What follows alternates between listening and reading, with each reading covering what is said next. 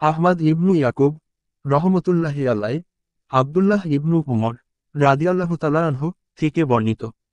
তিনি বলেন, যেসব বিষয়ে কেউ নিজেকে লিপ্ত করার পরে তার ধ্বংস থেকে লিপ্ত ব্যক্তির বাঁচার কোন উপায় থাকে না, সেগুলোর একটি হচ্ছে হালাল ব্যতীত বৈধতাবিহীন হারাম রক্ত প্রবাহিত অবৈধভাবে হত্যা করা। উবাইদুল্লাহ ইবনু মুসা রহমতুল্লাহি আলাই আব্দুল্লাহ রাদিয়াল্লাহু তাআলা আনহু থেকে বর্ণিত। তিনি বলেন, নবী সাল্লাল্লাহু আলাইহি ওয়াসাল্লাম বলেছেন, সর্বপ্রথম লোকদের মধ্যে যে বিষয়ের ফায়সালা করা হবে তা হলো হত্যা।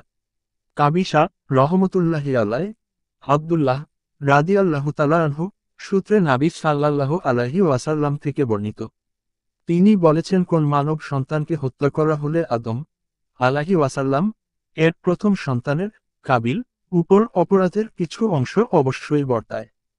আবুল ওয়ালিদ রহমতুল্লাহি আলাই আব্দুল্লাহ ইবনু উমর রাদিয়াল্লাহু তাআলা আনহু সূত্রে নবী সাল্লাল্লাহু আলাইহি ওয়াসাল্লাম থেকে বর্ণিত। তিনি বলেছেন, তোমরা আমার পরে কুফরমুখী হয়ে যেও না যে তোমরা একে অপরের গর্দান উড়াবে না। ইসহাক ইবনু মনসুর রহমতুল্লাহি আলাই ও আমর রহমতুল্লাহি আলাই আনাস রাদিয়াল্লাহু তাআলা আনহু থেকে বর্ণিত। নবী সাল্লাল্লাহু আলাইহি ওয়াসাল্লাম বলেছেন, কবিরা গুনাহসমূহের মধ্যে সবচাইতে বড় গুনাহ হচ্ছে আল্লাহর সাথে শরীক করা, প্রাণ সংহার করা, পিতা মাতার অবাধ্য হওয়া আর মিথ্যা বলা, অথবা বলেছেন মিথ্যার সাক্ষ্য দেওয়া। হাজ্জাজ ইবনু মিনহাল রহমতুল্লাহি আলাই আনাস ইবনু মালিক থেকে বর্ণিত। জনৈক ইহুদি একটি বালিকার মাথা দুটি পাথরের মাঝখানে রেখে চূর্ণ করে দিল।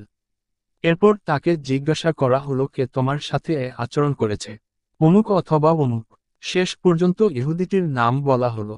তাকে নবী সাল্লাল্লাহু আলাইহি ওয়াসাল্লাম এর কাছে আনা হলো এবং তিনি তাকে জিজ্ঞাসাবাদ করতে থাকলেন। শেষ পর্যন্ত সে তা স্বীকার করল। সুতরাং প্রস্তরাঘাতের মাধ্যমে তার মাথা চূর্ণ করে দেওয়া হলো। উমর ইবনু হাফস রহমতুল্লাহি আলাই আব্দুল্লাহ রাদিয়াল্লাহু তাআলা আনহু থেকে বর্ণিত। তিনি বলেন, রাসূলুল্লাহ সাল্লাল্লাহু আলাইহি ওয়াসাল্লাম বলেছেন, কোন মুসলিম ব্যক্তি যিনি সাক্ষ্য দেন যে আল্লাহ ছাড়া আর কোন ইলাহ নেই এবং আমি আল্লাহর রাসূল, তিনটি কারণ ব্যতীত তাকে হত্যা করা বৈধ নয়, যথা প্রাণের বদলে প্রাণ, বিবাহিত ব্যভিচারী, আর আপন দিন পরিত্যাগকারী মুসলিম জামায়াত থেকে বিচ্ছিন্ন ব্যক্তি। আবুল ইয়ামান রহমতুল্লাহি আলাই ইবনু আব্বাস রাদিয়াল্লাহু তাআলা আনহু থেকে বর্ণিত। নবী সাল্লাল্লাহু আলাইহি ওয়াসাল্লাম বলছেন, আল্লাহর কাছে সবচাইতে ঘৃণিত ব্যক্তি হচ্ছে তিনজন: যে ব্যক্তি হারাম শরীফে অন্যায় ও অপকর্মে লিপ্ত হয়, যে ব্যক্তি ইসলামী যুগে জাহিলি যুগের প্রথা তালাশ করে, যে ব্যক্তি যথার্থ কারণ ব্যতীত কারো রক্তপাত দাবি করে। বুখারী শরীফ।